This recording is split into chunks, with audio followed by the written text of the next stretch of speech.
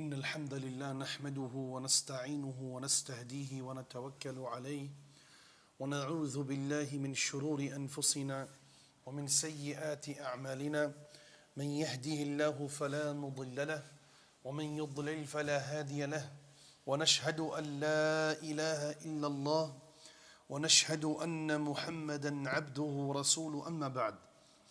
We begin by praising Allah subhanahu wa ta'ala. We send peace and blessings upon the last and final messenger Muhammad sallallahu alayhi wa sallam. We've been looking at some of the oft-recited chapters from the back of the Quran. And this session is titled Memory to Meaning. Because although the vast majority of these chapters have been memorized and recited again and again throughout our lives, we fail to draw meaning from them. And that's because we consume without internalizing. We read and we memorize without actually asking ourselves, what is this chapter telling us? What insights, lessons, and benefits are being imparted to us? Today we're going to be going through chapter 101, which is Surah Al-Qari'ah. Surah Al-Qari'ah is a very interesting chapter.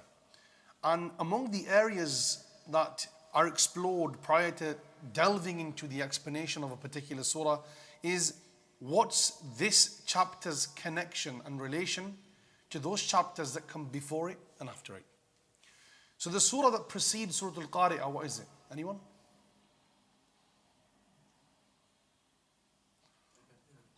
Sorry? Al-Adiyat. Wal-Adiyati Dabha. This chapter comes before Al-Qari'ah. And the chapter that comes after is which one? Takathur. Excellent. So there's a particular subsidiary Quranic science that suggests that the order and structure and chronology of chapters has an inseparable link with the meanings and the themes. So they mention that this chapter is a continuation of what was mentioned towards the very end of Surah Al-Adiyat. Allah subhanahu wa ta'ala says, إِنَّ رَبَّهُمْ بِهِمْ يَوْمَئِذٍ لَخَبِيرٌ. Indeed, their Lord on that day is fully aware of them. So Allah ended the previous surah with this statement. And it's almost as if He's asking, and that day, what is that day? And so He begins this particular chapter by Al-Qari'ah as a description for that day on which Allah will be fully aware and observant of all the people that stand before Him Jalla Jalaluhu. So a lot of these chapters that surround Al-Qari'ah, in their chronological order, they are closely connected in meanings and events. And many of the themes in this chapter are mentioned elsewhere in the Quran in brief, but they are consolidated in this Quranic chapter. What does the word Al-Qari'ah mean? The term Qari'ah from a linguistic perspective is an active participle, meaning it points to a dramatic action in a noun form. طيب? So, for example, in the Arabic language, if we were to refer to someone who carries out the action of travel, we would call him a musafir. طيب? Or someone that's going, we'd call him a dhahib. This particular form is someone that's carrying out an action, but it's still a noun.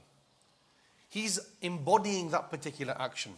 Here Allah uses the word qari'ah to symbolize that an action is being embodied in a very dramatic and intense fashion. And it's derived from the word qar'. And the scholars mention it means to strike with force, firmness, and purposefulness.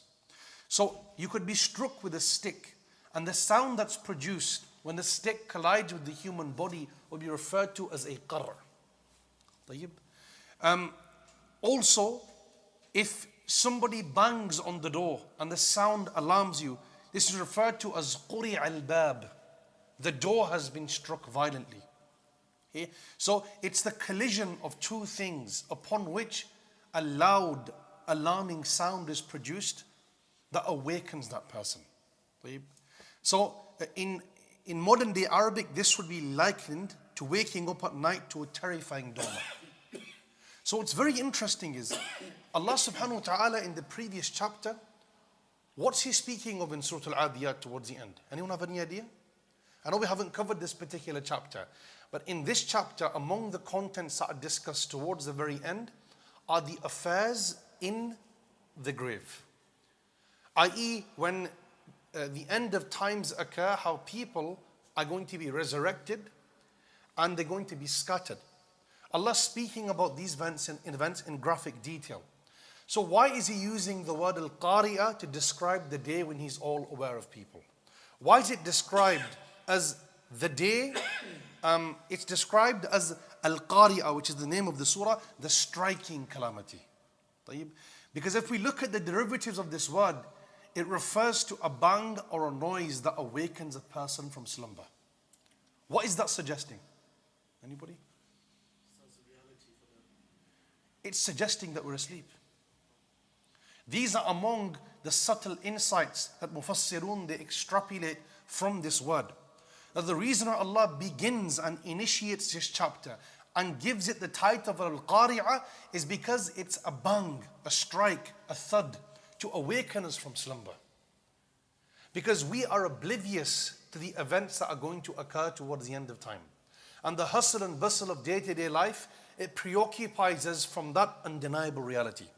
So Allah subhanahu wa ta'ala through this word is sending us a stark reminder that thud, that sound, it should alarm you to such a degree that your hearts have awakened through the recital of this chapter. Among the analogies that we can draw from this is, imagine you're sleeping in your house. A house or a home is a place where you feel safe and secure. You have your wife, your children, your belongings, your investments, your wealth. And imagine after having gone to sleep, worry-free, knowing you're in the safety and the confines of your own home, you're woken up by a violent thud. It's not as if someone's knocking on the door, it's as if someone's trying to break through. The way you would wake up upon hearing that thud, that strike, that bang, is the same type of awakening Allah's trying to produce within us via this surah itself. It's often accompanied with fear, anxiety, a sense of alarmness and vigilance. That who's knocking at this time of hour? And why are they knocking with such violence and viciousness and force? Why are they knocking on the door as if the intent is to break the door down? These thoughts, these worries, these doubts, these insecurities, these should all be reflected when we're reading this word al-qari'ah, the striking calamity. The interpretations of this word, many of the Mufassirun mention that number one, it can either be a word that's used to describe the final blow of the trumpet. So we know that the blowing of the trumpet we discussed in the previous session of Journey of the Soul, that some scholars say there are 2 blowings of the trumpet, while others say there are 3. And each blowing in the trumpet symbolizes the unfolding of a particular event. So here some of the Mufassirun mention that the final blow, where those who have died are resurrected and they emerge from their graves, Al-Qari'ah is among the names that are used to describe that particular blow. Others say it's a name among the many names of the Day of Judgment itself, because it illustrates to us the horror and the intensity of the events that will unfold on that day. Allah subhanahu wa ta'ala begins by saying Al-Qari'ah, the striking calamity. The moment we hear this word, what's the first thing that comes to mind? What is Al-Qari'ah? And we've discussed some of the linguistic interpretations, what this word is derived from, what those meanings are in common used Arabic speech, and how we can relate to its usage. And this is one of the reasons why Allah follows through by saying, Mal Qari'ah. What is the striking reality? وَمَا أَدَرَاكَ مَا الْقَارِعَةُ. And what can make you know what the striking calamity is? So the first verse suggests that there's ambiguity and shock within its description. That after having mentioned Al-Qari'ah on its own, it's a sign that this is something urgent. You know, when there's an emergency, somebody collapses, cardiac arrest, heart attack, someone's not responsive, we often use minimal words. Call 999, for example. Or call uncle or call granddad. We use 1 or 2 words because the situation we're in, it's a situation of urgency. Nobody uses sentences or paragraphs or volumes in a state of emergency because it's a dire situation. You're full of fear. Tensions are high. Emotions are heightened. Everyone's feeling temperamental. Everyone doesn't know what to expect. In those moments, the shortest sentences are utilized because of the urgency of the situation. And that's the imagery Allah's portraying to us here. Al-Qari'ah. One word that sends paragraphs worth of meaning. And then Allah subhanahu wa ta'ala follows with questions to heighten that tension and uncertainty and seriousness. And it's in these situations where sharp one-word sentences are used. And some of the Mufassirun mention that this questioning after Al-Qari'ah, it emphasizes the intensity of its terror and the enormity of its horror, to the point that it's beyond the realm of human knowledge and outside what any creature can comprehend. Meaning Allah is highlighting, number one, the obliviousness that humans have. Number two, the weakness and deficiency of humans. That even though I've said Al-Qari'ah, you know it's a name among the names of the final hour. You know it's a thud and a bang that's supposed to awake you, alert you, alarm you. Despite that, what will truly make you understand what Al-Qari'ah is? And then Allah subhanahu wa ta'ala in verses 4 to 5, He gives us a more vivid, in-depth description of what Al-Qari'ah is. He says, يَوْمَ يَكُونُ النَّاسُ كَالْفَرَاشِ الْمَبْثُوثِ. It's a day, it's a yawm. Allah begins by describing Al-Qari'ah as a day, affirming that it's in reference to the day of judgment. And this day is described in the Quran in intricate depth. Allah speaks about the mothers that will throw away the children they're bearing out of fear of what's going to happen to them. Allah tells us the sun will be placed above our necks and people will drown in sweat and people will burn because of the closeness of the heat of the sun. Allah tells us that no friend will recognize another friend. No brother will recognize his sibling. Those who are close in this world and intimate with one another, on that day they will appear as strangers to each other. Not because they've lost care, affection and love, but because the seriousness of Yawm al-Qiyamah is at the forefront of their minds. When the Prophet ﷺ, he said to Aisha, he said that people would be summoned on the day of judgment and resurrected, barefooted, uncircumcised and nude, O Aisha. And Aisha, because of her innocence and her chastity, she responded, Ya Rasulullah, how are men and women going to be resurrected on one plane while being nude? Won't they be concerned?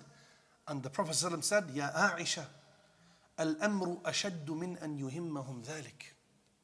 That, O Aisha, the matter at hand is so serious that they won't even notice those things.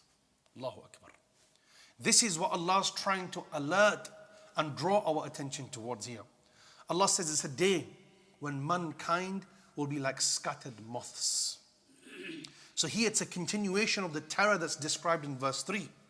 The state people will fall into when reality unfolds. Allah subhanahu wa ta'ala, He likens the human beings on the day of judgment to moths. Okay? Why? Imam al-Razi mentions, Al-farashu huwa al-hayawanu alladhi yatahafatu fi an-nar. That the farash are the creatures that throw themselves into the fire. Allah likens humanity at resurrection to scattered moths and elsewhere to dispersed locusts. And the similarity to moths is because when moths rise, they do not move in one direction, but they scatter randomly.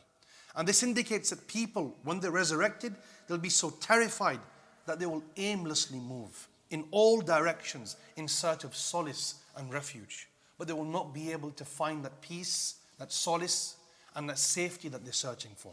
So this is one of the divine wisdoms behind the likening of human beings to moths on that day. طيب. And Allah subhanahu wa ta'ala says, Al-farash al-mabthuth. He says scattered moths. And this particular word is used to say that they have no purpose. They have no aim. They have no direction. It's as if they've been resurrected and they're trying to figure out the purpose behind this resurrection. And this isn't because they're clueless or they're unaware of what they've done in this world. It's because they are full of fear, petrification, doubt, worry, and conflict. So Allah Azza wa Jalla is telling us that this is the Al-Qari'ah that you should be questioning yourself about. This is the Al-Qari'ah I'm drawing your attention to. This is the Al-Qari'ah I'm mentioning again and again. In fact, Al-Qari'ah is mentioned in this surah how many times? In this surah, how many times is Al-Qari'ah mentioned? 3 times. Yeah? Al-Qari'ah, Mal-Qari'ah, wa ma adraka Mal-Qari'ah. 3 times, yeah? It's mentioned 2 other times in the Quran as well. So in totality, this word is used 5 times in the Quranic discourse. In other chapters, it's also used to reference a striking calamity that makes a person's back break. So this gives us an idea of how intense and strong and difficult this word is. And then Allah Azza wa Jal continues this horrifying description of the Day of Judgment. وَتَكُونُ الْجِبَالُ كَالْعِهْنِ الْمَنْفُوشِ. And the mountains will be like fluffed carded wool. Interesting. Allah subhanahu wa ta'ala, the word He uses to describe the mountains as al-'ihn al-manfush. Al-'ihn in the Arabic language here, it refers to wool. Something the Arabs would utilize in day-to-day trade. And manfush, it means the wool that's shredded into fine fibers. And the Mufassirun mention that what's trying to be conveyed here is that because of the earthquakes and the natural disasters that would unfold towards the end of time, the mountains will clash and will be destroyed to such a degree that the only remains of the mountains will be like fine fibers of carded wool. Why does Allah subhanahu wa ta'ala choose to speak about the mountain in this context out of all pieces of creation that will be destroyed towards the end of times? Any idea? Why the mountain?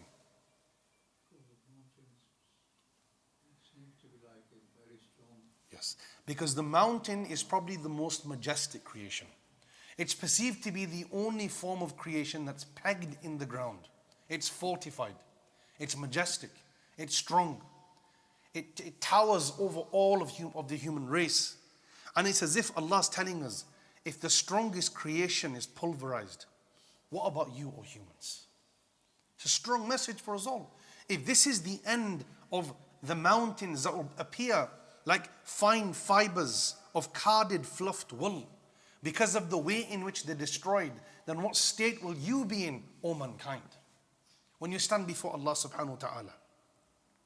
So here Allah Azza wa Jalla is sending us a very subtle message to reflect upon how we're going to respond to these damning, horrifying circumstances on that day.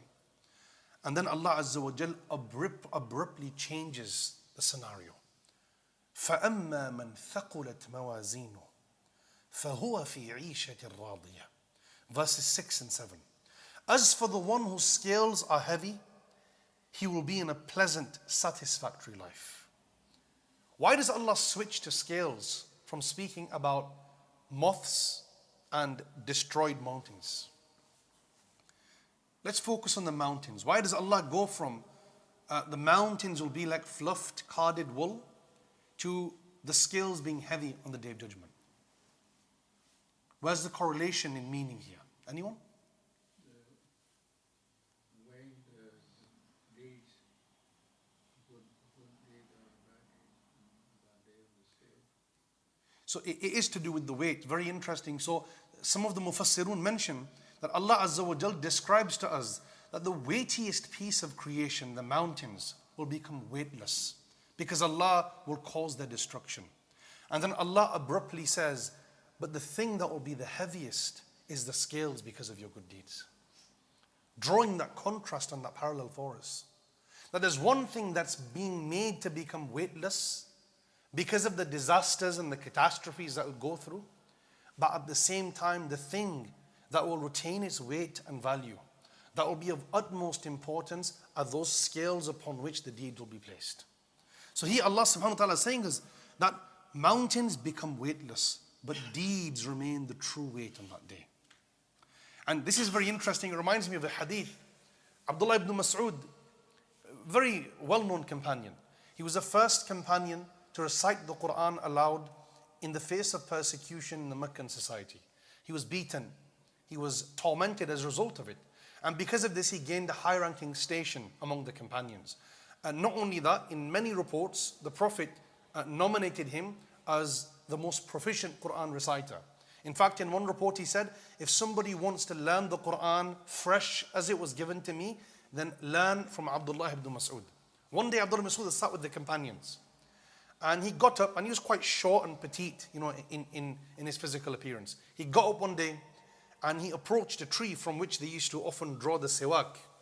And as he's getting down twigs from the tree, his garment lifts up, and they see his legs. And he was known to have very thin legs, Abdullah Mas'ud. So the companions, they start to giggle and laugh. The hadith says, تَضَاحَكُوا بَيْنَهُمْ. They laughed.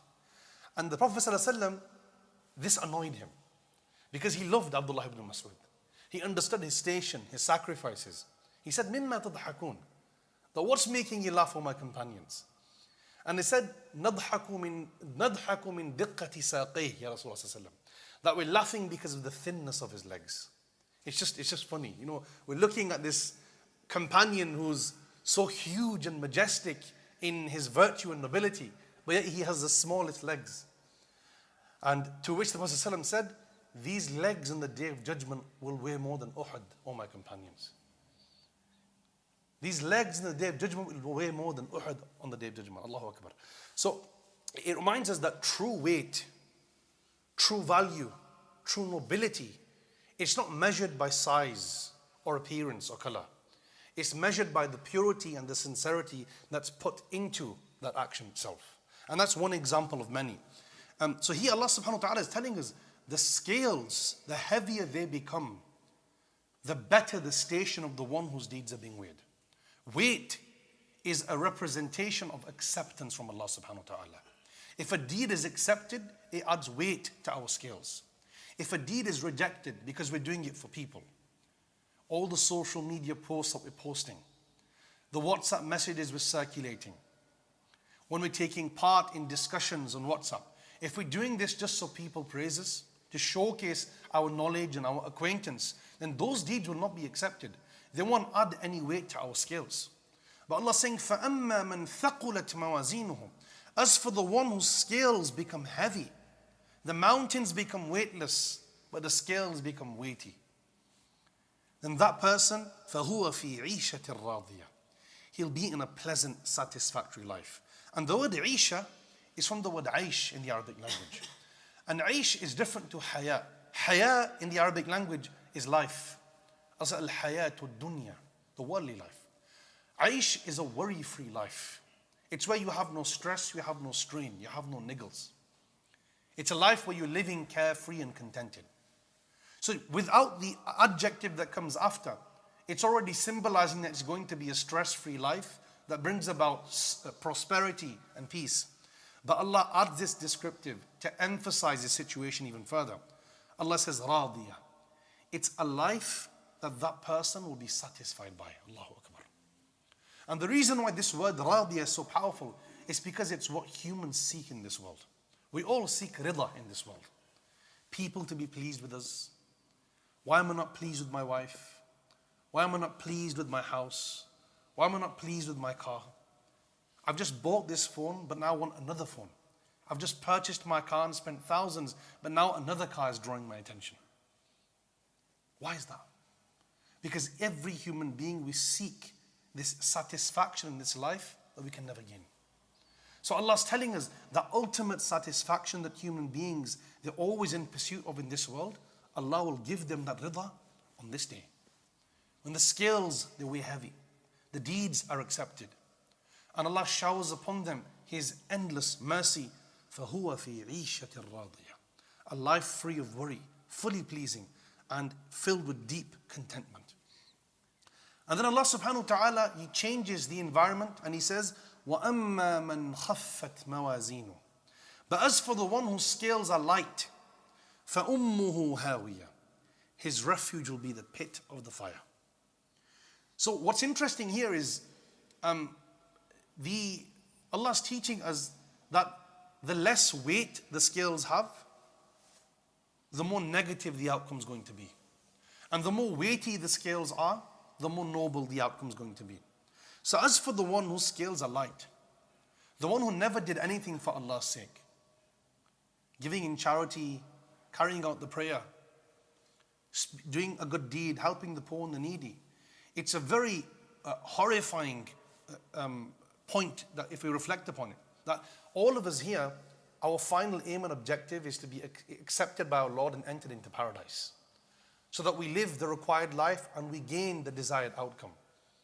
But if in the process of worshipping Allah, our hearts become polluted and filthy, and everything we do is to praise others, to gain a worldly status, then our deeds are not going to be accepted. The likelihood of acceptance, it notably decreases. So this is what we're told here, that if we want our scales to weigh heavy, we have to do not just good deeds, but do them in a manner that pleases Allah subhanahu wa ta'ala. You know, imagine giving a gift to somebody in the most ugly packaging. You give a gift to someone. It might even be an iPhone. Imagine it stinks of salam. As an example, imagine the person's opening it and there's food smells and there's all sorts of smells coming from it. The packaging's torn, you know, there's stains. Despite the fact that the gift itself is valuable, if the packaging is ugly, it's not going to be received in the warmest of ways. So when we're doing deeds for Allah's sake, we have to make sure we're packaging those deeds in the most adorned way possible. We're remembering Him. We're reminding ourselves of the purpose behind the action. We're purifying ourselves both physically and spiritually.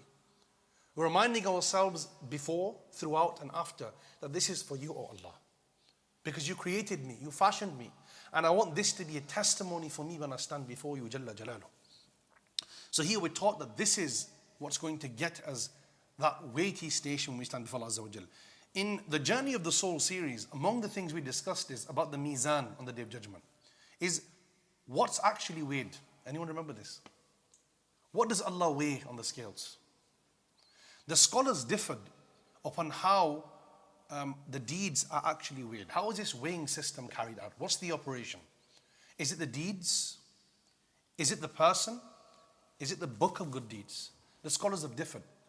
And they use different reports to say that different things are going to be placed into these scales. Some say it's the deed itself. Because the Prophet ﷺ said that good character will be the heaviest thing on the scale on the Day of Judgment, pointing to the deed itself. Some say it will be the person. An example of the hadith of Prophet when he said about Abdullah ibn Mas'ud's legs. Yeah? The person himself will be weighed. His legs will be heavier and more weighty than Uhud when he stands before Allah Azza wa Jal. And there's another hadith where the Prophet ﷺ said that a man will be weighed and he will be lighter than a mosquito, to the effect of that. And there are other reports, the Prophet ﷺ said that the book of deeds will be placed in the scale and it will outweigh the bad book of deeds, through which you will gain Allah's limitless mercy. So there's evidence to support all of these claims. But the conclusion is, irrespective of which one it is, providing we purify our actions, we're mindful of Allah, we stay away from sin, and we avoid our day-to-day spiritual rituals from becoming mundane, robotic chores, then we're on the correct path. We live in a society today where everything we do is mundane. We read Surah Al-Fatiha over 17 times a day. If we're praying just the fara'id, just the fard of each salah, we're reading Fatiha nearly 17 times a day. But how many of us even understand what Fatiha means? What are the benefits of each verse? What are the ahadith that speak about the virtues of the first half and the second half of Fatiha? What is Allah responding to us when we read each verse? So the fact that we're not contemplating on these things is a sign that it's becoming robotic and mundane. We go from the first rak'ah to the third to the fourth, and we're thinking about football, we're thinking about work, we're thinking about food. Our attention is on worldly things, and we're not focused on the one we stood before Jalla Jalaluh, because those actions become mundane. And that's why we're reminded again and again that we have to bring our deeds to life. And the way to bring them to life is to internalize what we're doing, to question, not just to passively consume. Allah Azza wa Jalla then says, فَأُمُّهُ هَاوِيَةٌ. His refuge will be the pit of the fire. Allah uses the word here. What does mean? Anyone? What does mean? Mother. Yeah? It's very interesting. Allah uses the word mother here when speaking or referencing the fire itself. The Mufassirun mention that the Arabic word it can be literally used to refer to the mother that gave birth to you. But it can also be used in a figurative way to point to the central part of something. طيب? For example, when you say Shar, for example, the mother of all evil, you're not literally saying the mother who gave birth to evil. You're saying the mother of all evil, i.e. the core of all evil actions. So refers to the central part of something. Some Mufassirun mention that the mother, uncle, the mother is where a person finds refuge. When a child is scared, a child is fearful, going back to the mother is where that refuge and peace is felt. So it's almost as if Allah is saying the refuge of the sinner, the criminal, the oppressor, the tyrant is going to be the central part of the fire, the pit of the fire itself. فَأُمُّهُ هَاوِيَةٌ.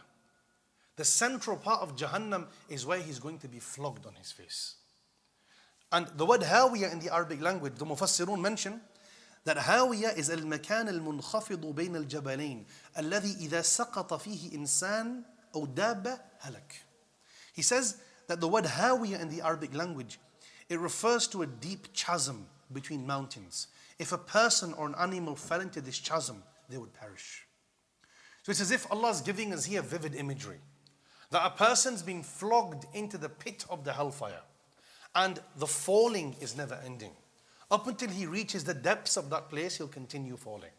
And there's a famous hadith where the Prophet ﷺ said to the companions, that did you hear the thud? And the companion said, which thud, Ya Rasulullah?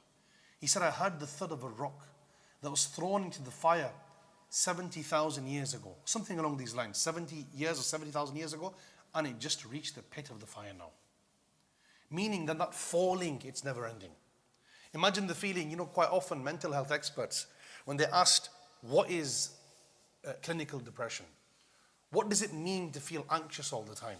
And among the descriptions that they use, it's like falling out of a window. It's that constant feeling of falling out. The adrenaline is high, the horror and the fear is heightened, and it's never ending.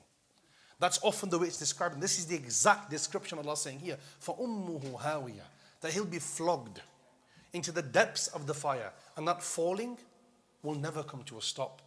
And at one point he'll reach the pit of that fire. And then Allah says, وَمَا أَدْرَاكَ مَا هِيَ. And what will make you come to your senses with regards to what the Hawiyah is? Narun Hamiyah. It's a blazing fire. So Allah subhanahu wa ta'ala in this surah, He addresses us through many different angles and approaches. And the primary theme here is to speak about the events that will occur towards the end of time. And how we're being alarmed, we're being awoken from our slumber. That we're engrossed in this world. We're all deluded in some way or form. Hours go by without thinking of death. Days go by thinking of death. How many of us actually thought that we'd make it here? Did any of us, including myself, even think that on the way here I may die and I may not be able to deliver this lesson? There's a reason why these thoughts don't cross our mind. Because the worldly life deludes us. It makes us forget about the delicacy and the weakness of this world. That it's just a few days worth of a journey and it comes to an end. What are the lessons we can learn? Number one, to re-evaluate success in a material society. In a world where value is often measured by wealth and grades and cars and houses, Al-Qari'ah reminds us that real wealth, it lies in sincerity, in good character, in good deeds. Not in accomplishments that disappear like carded wool. Everything in this world that's material will disappear at some point in time. So if we try and seek honor and respect through those things, that honor and respect will also perish over time. But Allah tells us that true honor, true wealth, true integrity, it's found in being a good person. It's found in helping the poor and the needy, speaking out against oppression, standing with our brothers in their time of need. These are good actions that will elevate us and make the scales weigh heavy when our deeds are placed on them. Number two, taking spiritual wake-up calls seriously. Just as we would react instantly to a loud knock on the door at night, this surah is a reminder not to sleepwalk through life. We don't want to live this life sleepwalking. Our life calls us to reflect meaningfully. Where are we heading? What are we prioritizing? Where does our success lie? What have we prepared for the hereafter? These are wake-up calls that Allah is sending to us again and again in all these chapters to remind us this life is temporary. Don't lose your focus. Don't lose sight of the ultimate goal, which is to worship Allah subhanahu wa ta'ala. Lastly, stability comes from within, not from the world itself. Even if mountains can be shaken into dust, then the external things that we rely upon for stability, they cannot be our foundation. If mountains are going to be shaken to dust, anything we rely upon for solace, for salvation, other than Allah Azza wa Jal, is that thing not also going to perish and be destroyed? So here we're taught that our stability comes from deep within our ruh. Allah Azza wa Jal inspires us with God consciousness, with bravery, with spiritual courage, with endurance, with patience. These are things that we're inspired with divinely by Allah subhanahu wa ta'ala. And that's a source of help that we should seek. In the Quran, Allah says again and again, فَاسْتَعِينُوا بِالصَّبْرِ وَالصَّلَاةِ. Seek assistance from Allah through patience and prayer. That's the true source of stability. إِيَّاكَ نَعْبُدُ وَإِيَّاكَ نَسْتَعِينُ. You alone we worship, and you alone we ask for help. And that's that stability that's being referenced here. That isti'ana, that aid, that support, that alleviation, that salvation, it doesn't come from binge watching series on Netflix. It doesn't come from going to different restaurants. It doesn't come through meeting different friends. Entertainment can only fill the void so much. Ultimate long-term stability comes from seeking help through patience and prayer from Allah subhanahu wa ta'ala. And that's why He directs us to doing that again and again. فَاسْتَعِينُوا بِالصَّبْرِ وَالصَّلَاةِ إِنَّهَا لَكَبِيرَةٌ إِلَّا عَلَى الْخَاشِعِينَ. And seeking this help through prayer is difficult for everybody, apart from those who devote themselves to Allah. Those whose hearts are still alive. When they hear Allah's name, their eyes become teary. When they reflect upon certain verses, it sends them goosebumps. When they think about death, they feel those shudders of fear throughout their body. It's for those people. But those whose hearts have died, it won't benefit them. They hear Allah's name, they stand in prayer, they do their deeds, but they feel nothing. And then the people of the Prophet ﷺ said regarding, they recite the Quran, but it doesn't pass their throats. We ask Allah for protection. We ask Allah Azza wa Jal to allow us to embody the meanings of Quran, to make us of its carriers, to make us of those who reflect upon the signs within these chapters. I'll pass it on to the brothers for any reflections or questions they might have. وَأَقُولُ مَا تَسْمَعُونَ وَأَسْتَغْفِرُ اللَّهَ لِي وَلَكُمْ وَأَتُوبُ إِلَيْهِ.